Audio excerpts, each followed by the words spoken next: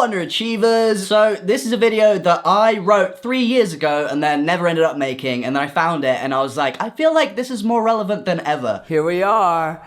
Yes! For those of you that aren't aware, I am a transgender, a transsexual, if you will. Long story short, my life story, essentially in terms of being trans. From the age of 5, I would tell kids on the playground that I was a boy called Alex, and we would play Kiss Chase, and I was like the fun, cute little... I really wanted to be Troy Bolton. I was very specifically transsexual. I would make packers to pack my underwear out of Play-Doh at the age of 5. I made my very own stand-to-pee device out of a plastic water bottle at my nan's house at the age of 5. So you could say that I'm one of the most transgender persons throughout history ever. There's always been an inkling in my head that that was something that was going on, but I never really had the language to explain it. But before we get into all of that, I want to tell you guys about Bellesa. If you didn't know already, Bellesa are a bi-woman company for all things sexual wellness, but that does not mean that all their products are exclusively for women. Their mission is to empower everybody, absolutely everybody, to embrace, explore, and celebrate their sexuality. And lucky for you, everybody that signs up to my giveaway wins a free rose toy with their order. So if that's something you're interested in, the link is in the description below. So I have 4 products to show you today, and obviously we're starting with the rose toy. Everybody knows the rose toy. You've probably seen these just about everywhere. They are, of course, a viral TikTok sensation, and they come with 10 different modes. It fits very nicely in your hand. It gives you complete control, and obviously it's adorable. It's very cute and discreet, and could be used as a decorative item. Next up, we have the Pebble, which has suction and vibration controlled independently, and again, is ergonomically built to fit your hand perfectly, and comes with no annoying pattern modes. We love no annoying pattern modes. After that, we have the Air Vibe, which again offers dual stimulation, and it comes in very adorable,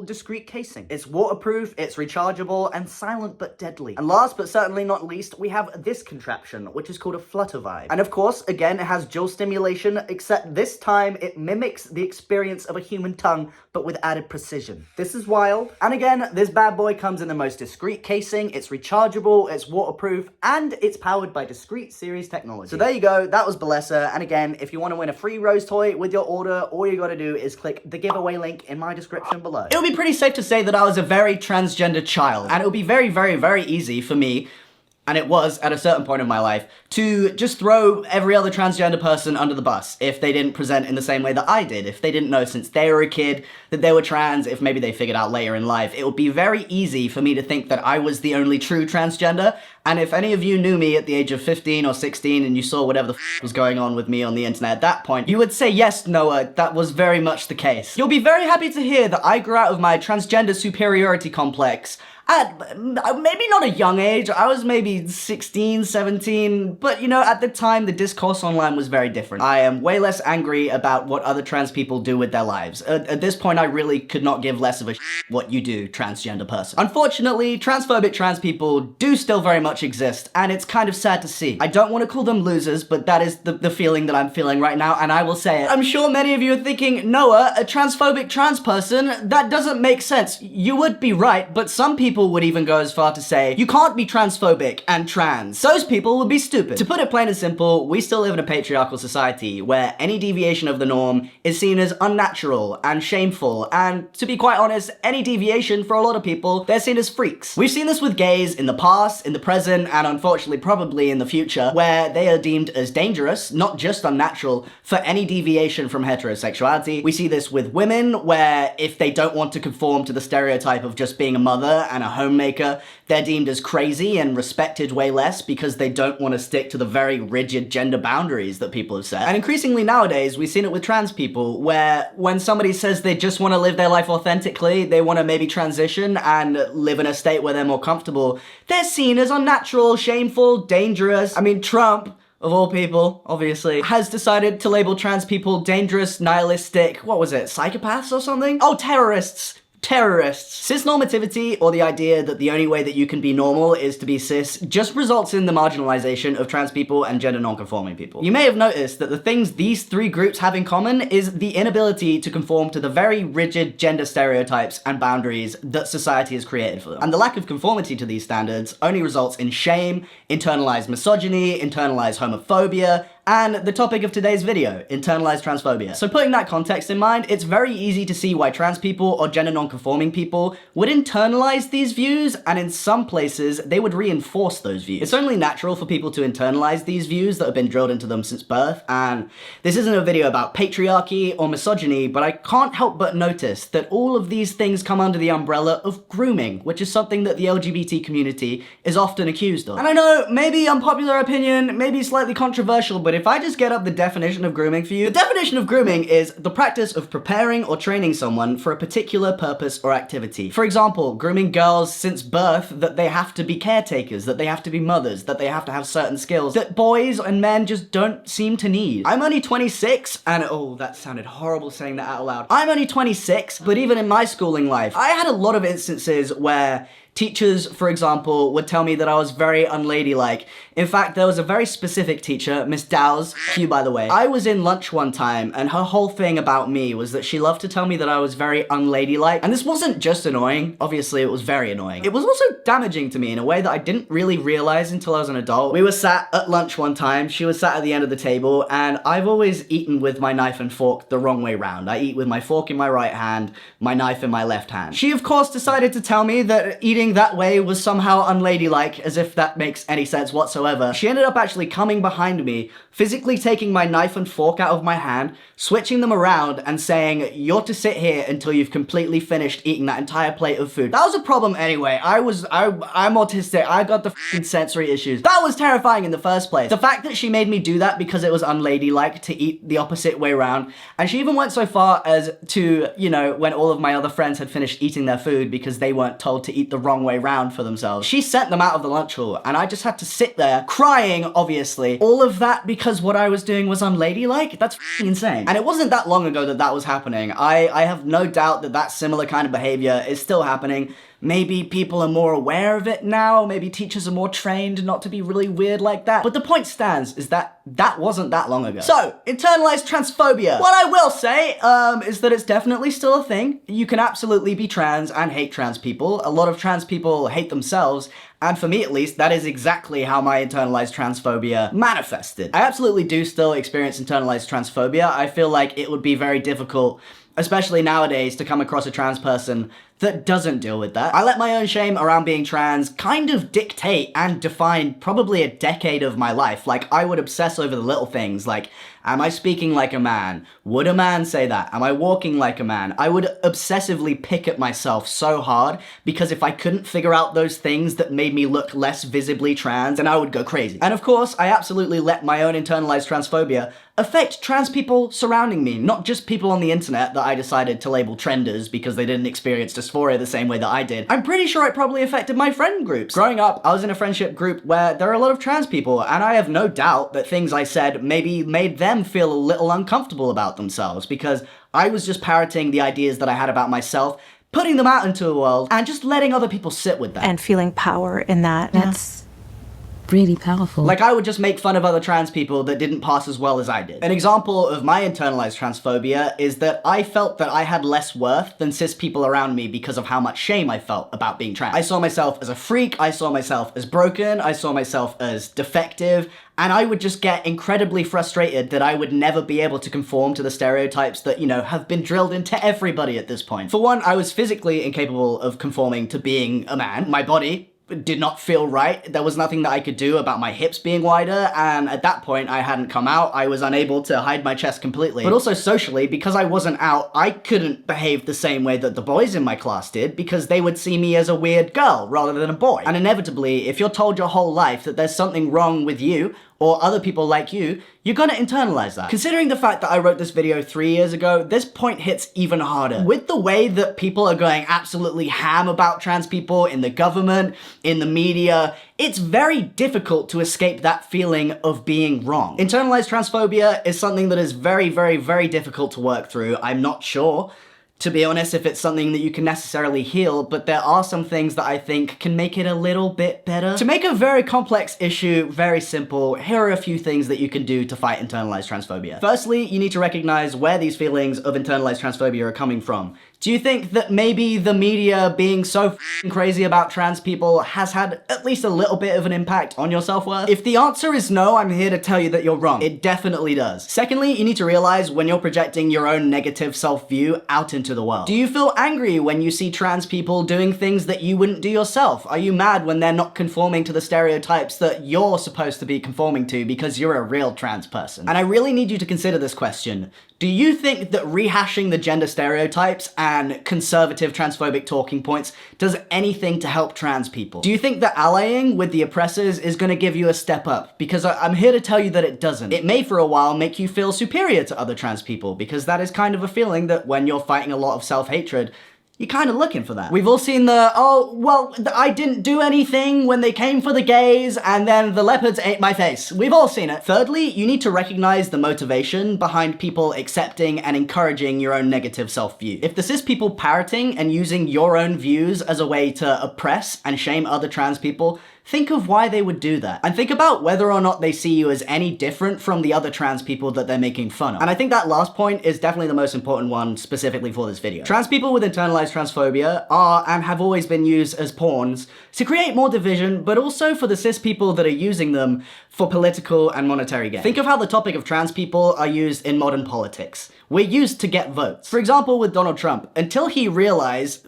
to his surprise, that when he on trans people, he got a standing ovation, he didn't speak that much about the topic. And even in the UK, in the run-up to the Prime Minister elections, there was a question about trans women and the definition of woman that was asked to each candidate. The only thing that broadcasting your internalized transphobia and allying with transphobes does is create this toxic ecosystem where, in all scenarios, trans people lose. It may appear at first that appealing to transphobes will give you that validation that you so absolutely crave because you're one of the exceptions, you're one of the good trans people. But in the long run, these people are only using you to hurt other people like you. So what happens when we give a trans person with a lot of internalized transphobia an audience? Obviously a lot of transphobic drivel. And I'm sure if you pay a lot of attention to the online trans community, you know, like trans YouTubers, there will probably be a few names that come to mind. Maybe like Blair White, maybe Calvin Garra, maybe even Buck Angel. Now, before I show you any of his content, I am being deathly serious. Do not go looking for this guy's content, do not go harass this guy, and most definitely do not engage with his content. These people absolutely thrive off the attention they get, and any comments or any sort of engagement is just going to boost their platform and result in more hate. And if it helps you blow off some steam, you can absolutely use this comment section as a vent space,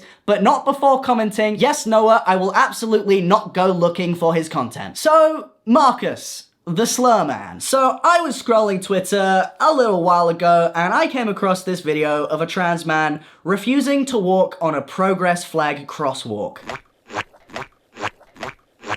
I've actually come across this guy before. He actually made a reaction video towards one of the videos that I made where he said I was victim blaming childhood detransitioners, and I was considering reacting to it, but there was honestly no point. And just for a little bit of context, in the UK a good few years ago, there was a detransitioner that went on national news saying that she wanted to sue the NHS and stop them, you know, giving trans people health support because she regretted her transition. And my video was essentially saying how insane it was that because you made the wrong choice for yourself, that you would stop anybody else who may be making the right choice for themselves to make that choice. And yeah, I absolutely stick by that video. It is not fair at all to punish an entire group of vulnerable people just because transition wasn't the right choice for you. He's also buddy-buddy with Ariel Scarcella. I feel like I don't need to say any more than that. The reason I'm bringing up this guy and making a video about it is because he has a lot of internalized transphobia. He's got it real bad. At the time of writing this video, his Instagram bio was YouTuber. Not a real man, but a biological woman living life as a man. So anyway, I thought today we could discuss the repercussions of projecting your internalized transphobia. Maybe this will help you understand the damaging things that can do, and also maybe we can just laugh at how silly transphobic things can be. So this was the caption on the video of him refusing to walk over a pride flag. I am a transsexual, but not a progressive. Even just this gives me the vibe of like, I'm not like the other girls. I'm quirky and different. I don't have a problem with the regular rainbow flag, but I can't stand the new progressive one. My channel just got permanently deleted on YouTube. He's still on YouTube. Because I speak out against the meaning behind this flag. Does anybody know what the progress pride flag is. To Marcus, the flag represents an intolerant ideology. And just for reference, if you don't know much about the flag politics, essentially the progress pride flag is just the usual rainbow flag with extra colors added to represent the POC community, because there is a lot of racism within the LGBT community. And making it visible that you're mindful of that, I feel, does not actually harm anyone. And I find it kind of insane that transphobia can rot your brain so much that you feel it's intolerant to increase visibility for marginalized communities. But maybe I don't know what intolerant means, so Google, help me out. Being intolerant is when you're not tolerant of views, beliefs, or behavior that differ from one's own. So maybe he means the flag is intolerant of transphobia and racism, which is a bad thing? An ideology that supports medicalizing children for life, supports the erasure of the term woman, rejects biology and science, and wants to fundamentally change society. F that. I love societal norms, and I will continue to live in the real world. Who's gonna join me? Love the call to action. I just feel like supporting the erasure of women is crazy. That's a crazy thing to say, that you think a flag represents the erasure of women. Lesbians are women? Lesbians are women? Is it erasing them by putting a few black and brown stripes in there? And this is the argument that the right loves to yell about all the time. Trans women calling themselves women does not erase cis women from being women. They've not banned cis women calling themselves women. And to be honest, the thing that I don't understand is how people find it difficult to understand that, like, saying something in front of women doesn't disregard the fact that they are women. Would you say that blonde women aren't women because they're not women, they're blonde women? And I honestly see this argument all the time with people clickbaiting, like the idea that doctors are not allowed to use the term women or mothers in a medical setting. They have to call people that are giving birth givers, which is completely ignoring the fact that that is not something that's compulsory. It's like if you're, you know, helping somebody who's not binary or somebody that's a trans man giving birth, then maybe there's the option to call them a birth giver instead of a mother, because calling them a mother would not be correct. And what confuses me about his take here is that Marcus is big on dysphoria. He's real big on dysphoria. I would have thought that lessening transphobia and making trans people a bit more visible would be good to lessen somebody's dysphoria. And the idea that the trans flag represents rejecting biology and science, it's not only insane to me, it's really annoying. The very fact that we use the term transgender indicates that we're aware that there's a difference between our biological sex and our gender. That's kind of the whole point of the word. And he's absolutely trying to further the idea that trans people are in denial somehow about their biology, as if trans people aren't the most aware of their biology. Like, that's kind of the whole point. I'm not out here trying to say that I'm a biological man, that my sex is not different from biological men. And the rejecting science part of this tweet is the bit that bothers me the most, I think, because it is scientific consensus that there is a difference between gender and sex, and that people like Marcus, whose gender does not align with his sex, exists. Although I will give him one point, that absolutely, yes, trans people are fundamentally trying to change society, in the same way that gay people, a couple decades ago, were trying to change society to be more tolerant and less hateful. As did Martin Luther King and others fighting in the 60s to try and end racism. They were trying to fundamentally change society. And I would say that's a good thing. The thing about conservatives is they are terrified of change, even if that change is a good thing. And finally, a trans guy loving societal norms. My buddy, Marcus, my guy. Societal norms do not love you. You will never, no matter how hard you try, fit in the societal norms that you are trying so hard to push. And living in the real world, I feel like if you were living in reality in the real world, you would see how harmful the things that you are saying are. It is entirely self-destructive to make your entire life and your entire career about shitting on people like you. I feel like that's just about the most emo thing you could do. So obviously Marcus has a bone to pick with not just every transsexual person, every transgender person. He obviously has a problem with non-binary people or people that use they, them pronouns. I will never call a person by they, them. Never. Because it's disrespectful. You don't have gender dysphoria. You just want to control people. It's like a fetish. You want other people to feel uncomfortable and you want to control them. So there's a lot to unpack here. I feel like it's kind of a self-read where he thinks that other people using terms for themselves that he wouldn't use for himself is disrespectful to him. Kind of a read that you think everything is about you and that the only way that anybody can exist in this world identifying as something similar to you is if they agree only with you. And this is without even considering the fact that people could literally use the exact argument that he used for non-binary people against him. Like, what would be his response then? Literally the only thing that differentiates him and people that use they, them pronouns is 2 letters.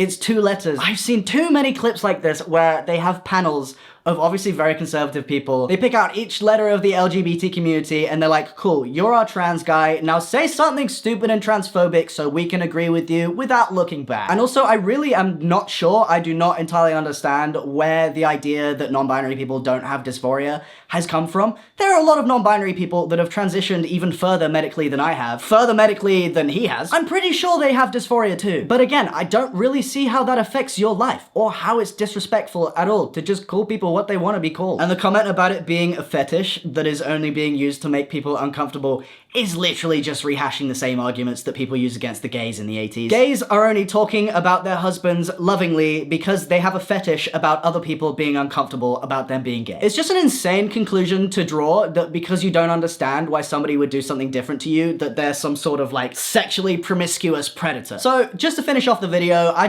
have a few more examples of tweets that I'd like to show you. Obviously, when it comes to stuff like this, it's probably purely for engagement. It's difficult to figure out what he thinks he's doing. I'm not sure if he thinks he's making the world a better place for trans people. It'd be pretty hard to think that. Usually when it comes to people like this, like Blair White, they're entirely saying shit that's kind of controversial in order to get views, in order to get engagement, in order to get endorsements. We know there's a lot of money in being a conservative grifter. It's pretty hard to deny that at this point, but let's start off with this one. Respect my pronouns.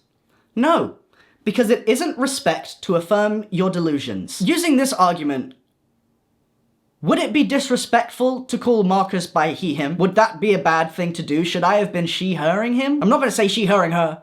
I'm not gonna do it, no matter how much you want me to. I feel like that's a bit hypocritical. I feel like you're living sort of an oxymoronic life if that is a true belief that you hold yourself. Did you undergo hormonal treatment? Did you undergo top surgery with the expectation that people should be calling you she still? And are you upset when people gender you correctly with he? Is that just affirming your delusions? Do you feel like you're just some sort of like schizophrenic, not guy, person that's somehow different to every other person who experiences life very similarly to you? I think this is one of my favorites. Non-binary is not trans because green hair doesn't alleviate gender dysphoria. What? What?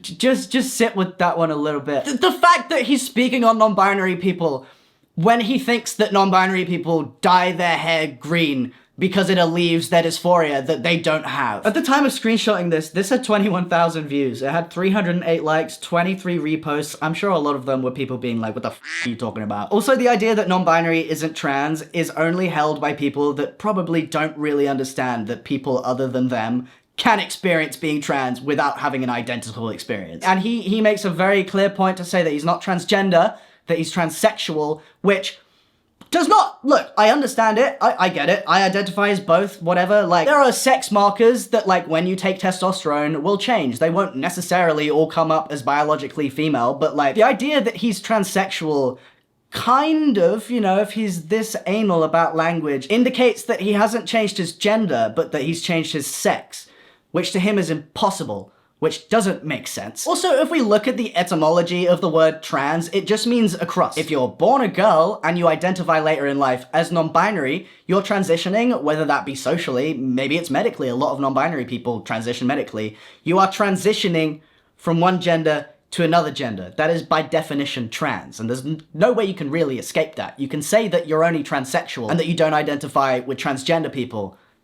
Still kind of the same thing, my guy, even if you don't like it. Next up we have, if there's no difference between men and women, then why do trans people transition? I don't know anybody who says there's no difference between men and women. I know a lot of people that say a lot of the differences between men and women are because of society, because of socialization. This is not a gotcha.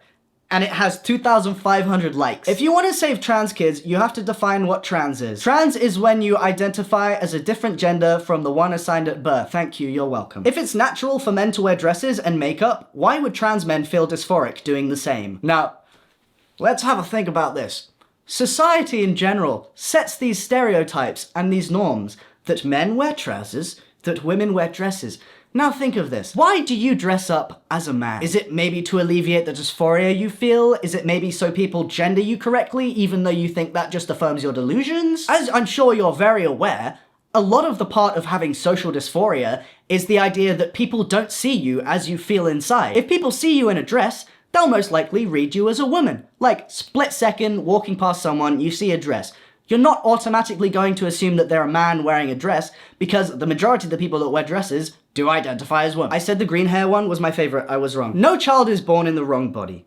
All long-term studies done on gender dysphoric kids conclude that between 60 to 90% of the kids desist by puberty. That's also not true. Leave kids alone. You're the only one talking about kids! There's this idea that trans people want kids to be transgender, like we're recruiting some sort of trans army. I don't think that's true. I don't think that's true at all, and it's an accusation that I have had a lot, where people seem to think that I want more people to be trans. I don't want more people to be trans, and I especially don't want more kids to be trans. I want more people who feel that they're trans to understand what being trans is and to maybe be given the ability to explore the idea. That doesn't necessarily mean that I want all kids to go on testosterone or get their titties cut off. What it means is that I think that kids should be allowed to explore things. Is that bad? And finally, we have a more recent tweet from 2024. Just because I've been on testosterone for almost 5 years, got my breasts, ovaries, and uterus removed, doesn't mean I'm suddenly a man. What is the point?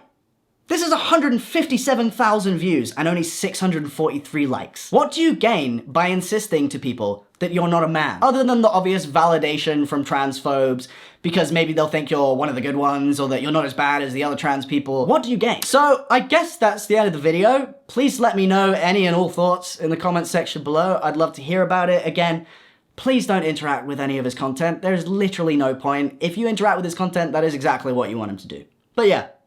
End of the video. Have a good day or don't. See you later, losers. Goodbye.